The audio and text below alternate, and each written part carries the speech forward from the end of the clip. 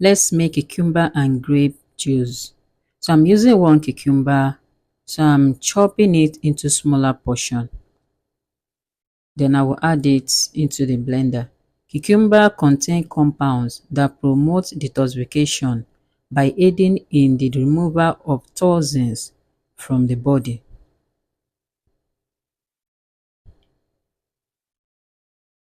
So I'll be adding 1 cup of fresh grapes. Okay, this is green grapes. Grapes are rich in fiber, vitamins and polyphenols that support digestive health. So after combining it, you don't have to add water to it. Just have to blend the grapes and cucumber like that without adding any water. So after blending, I'm sieving it to get the juice out. This juice is very good when you take it often. At least a cup once in a day is okay.